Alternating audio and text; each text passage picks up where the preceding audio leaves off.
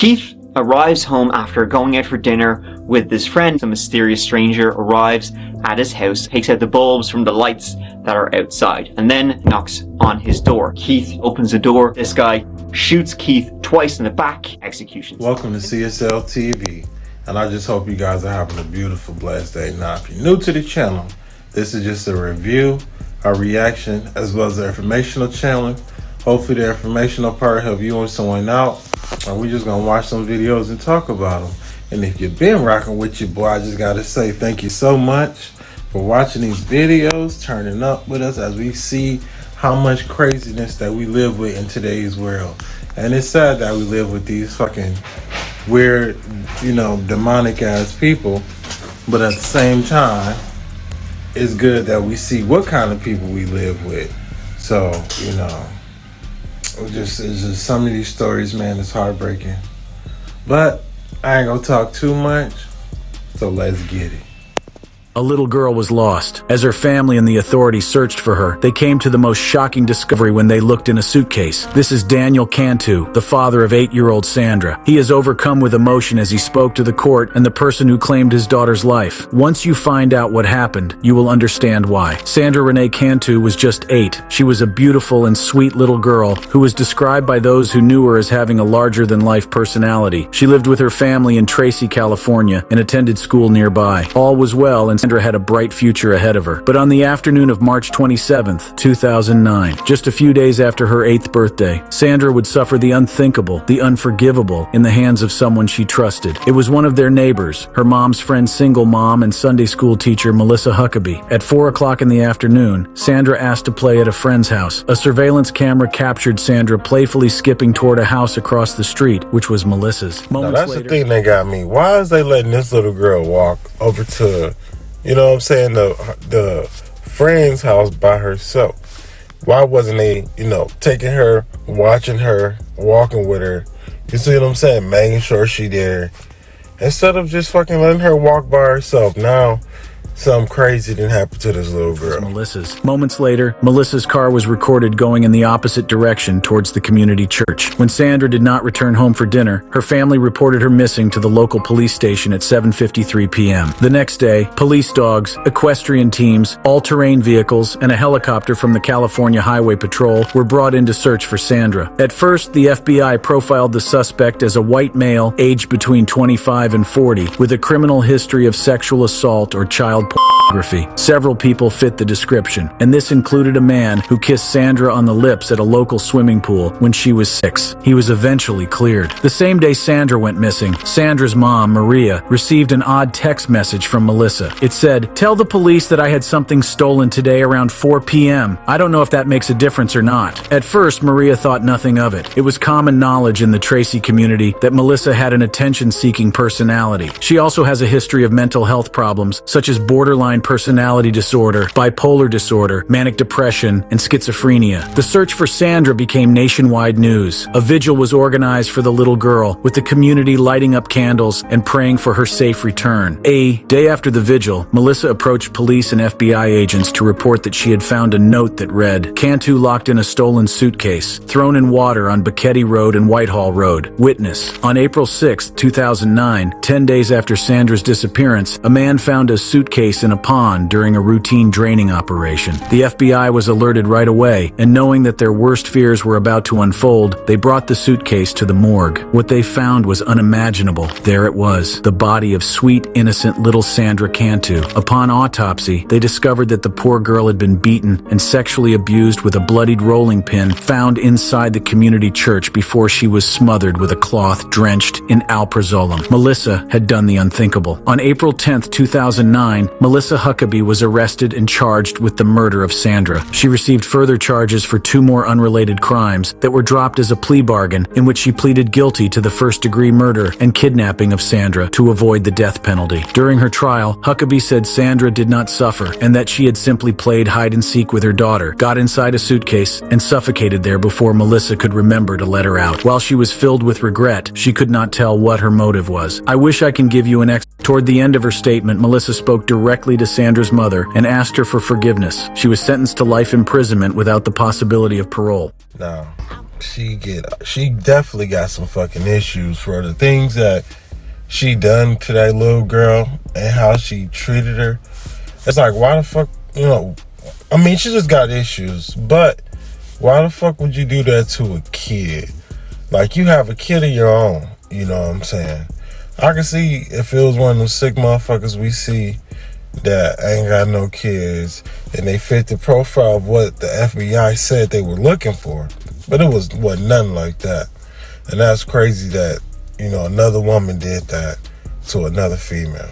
Keith arrives home after going out for dinner with his friend. A mysterious stranger arrives at his house, takes out the bulbs from the lights that are outside, and then knocks on his door. Keith opens the door. This guy shoots Keith twice in the back, execution style. In the year 2012, Keith L. Reed Jr. was 51 years of age, a native New Yorker, working as a school superintendent where the community embraced him. He had worked in the education system his entire life, studied it at Mansfield University before working as a teacher, then a principal, and finally a superintendent at Clymer Central Schools. So this guy worked with kids and students, trying to help them educate themselves and get their life better. So we about to see what in the heck he got himself involved in that possibly got him killed or hurt pretty bad.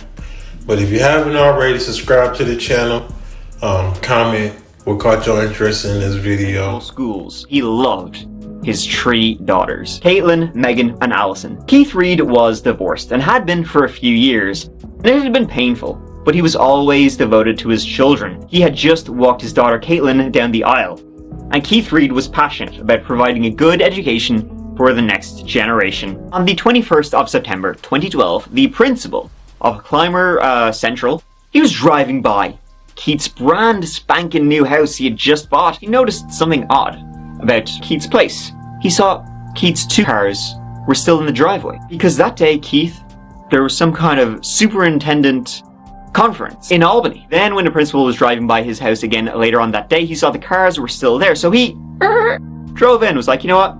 Knocking on your door. He decided, hey Keith, what's up? No answer. Didn't seem like he was there. Keith was also not answering any calls that Saturday, and he was the same this Sunday. So now his daughters are starting to worry. They called Keith's brother, Kevin, a former FBI agent, to go over and see if he was okay. And Kevin would find out he wasn't there. But the house was kind of odd. Money was laid around. There was like a bag, half packed, as if, Keith had been preparing to go somewhere. The sheriff's deputies then arrived, and they noticed some things were off. It was that the outside lights on his house, they weren't working because the bulbs had been removed. He had last been seen on the Friday night before the conference, out for din-din with a friend. Canines would lead the police out to hedges by his house. There, they found the body of 51-year-old Keith Reed. He'd been shot to death 3 times, twice in the back, once in the chest. So from what we heard so far, he's a great guy. Evidently, he just got killed, shot. Always been about education, whether it was his kids or helping out, the next kid, because he was a teacher, principal, all that good stuff. So let's check his story out. In the chest, execution style. On the Friday, the day it's believed he was killed, a guy had come into the school looking for Keith. He'd been asking to speak with him. No one knew who he was. He said he was from Connecticut, and he was asking about a job. Keith wasn't in that day, so this guy then just left. The working theory was this. Keith arrives home after going out for dinner with his friend. He starts packing for his trip to Albany. Some mysterious stranger arrives at his house, takes out the bulbs from the lights that are outside, and then knocks on his door. Keith, in the middle of packing, goes downstairs, turns on the lights but can't see if there's anybody outside his house, so he opens the door, goes out to have a look. Ambush.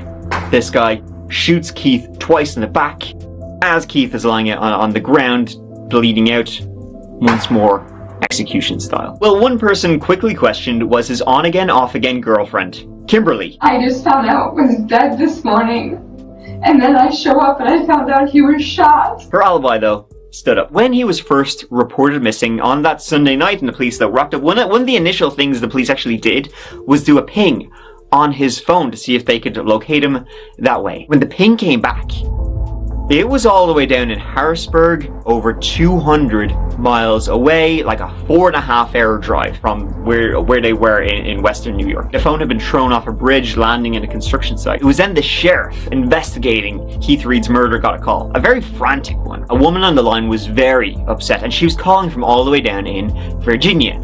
And her name was May Taglianetti. I don't know. I don't. Okay, just relax. Hey, stay with me. Relax. This is gonna be okay. Relax. Now, one of Keith's daughters was able to tell the police Keith had gone on a date with Mary 2 years prior to this. She lived in Woodbridge, Virginia, and she spoke with the police, and she had a story to tell about Keith Reid. So what y'all think we got here? A crazy, twisted lady who wanted another date, another chance? I don't know, but we about to find out. And that's just sad that nowadays you can't even date nobody without wondering if they gonna try to do the unthinkable to you. There it was. Keith's picture saying 51-year-old Keith Reid shot to death. A couple years back, in 2010, Mary went on Match.com and met Keith Reid. They had met while Mary was living in Saratoga Springs, where Keith was originally from. Now, she was living there in New York, having just separated from her husband of 11 years, Anthony Rob. He went by Rob Taglianetti. Now, Keith and Mary, they only physically met once. They went out for dinner once, but that was it. Shortly after that, she returned to Virginia. She returned to her husband Rob, and that was that. 2 years later, in spring 2012, she starts messaging Keith again on Facebook, telling him how unhappy she was in her marriage. Then they start communicating. I had Facebook friend requested him. You know, the conversation just escalated and he wanted to call me. Okay. So then we would talk for a couple of hours. Rob found some of the emails because I had accidentally left my email up. He got very upset. But then Rob Googled Keith's name, found out where he lived. Rob starts getting dressed and acting very upset. And she was telling him that her husband Rob had killed Keith. He'd gone up there, shot him dead. It appeared from Mary's stories that Rob had found an email Mary had sent to Keith thanking him for the previous night's phone sex. He then confronted her about it. She was honest. She told him. I'm telling you, I am 100% sure my husband did this. Okay. There's not even any doubt. Rob then demanded her passwords and sent some strongly worded emails to Keith. Keith probably shouldn't have even bothered responding because Rob went insane after that. Emails. I'm gonna get you. I'm gonna expose you. Mary said that when Rob came home the next morning, he said to her, Keith wasn't there. So Mary's like, oh, whew. You know, alright, nothing happened. Until a couple of days later when she read the news. His car, a gold Buick, was spotted near a national park in Virginia and he was pulled over. He surrendered without incident and he was charged with the murder of Keith Reid. I can tell you he was a very controlling man and I'm glad he is where he is right now. He's guilty and I'm glad he's there. Rob Taglianetti went on trial and he was pleading not guilty. A receipt was found in Keith's garden, an ATM receipt linked to Rob's bank account. Also in Rob's car, in a gold Golas Buick, which was also spotted on CCTV, under the driver's seat they found a revolver. The revolver literally had Keith Reid's blood on the barrel. Jury found Rob guilty of the second-degree murder of Keith Reid. He was sentenced to 25 years to life. Thank you so much for watching. I really appreciate you being here. Please take care of each other and yourselves. Always take care of yourselves. Because I love you. Mike out. So it looked like I was wrong. I thought he had met a girl and he only did her once and things didn't go right. But come to find out she was married. Husband found out they had their words with each other. Who knows what was said. He got a temper problem, as the wife said. She's happy he's locked up because he's controlling, he's crazy. You know, we ain't seen and heard of crazy domestic situations, and we know about domestic situations as guys who are very controlling like him. So, yeah, that's crazy.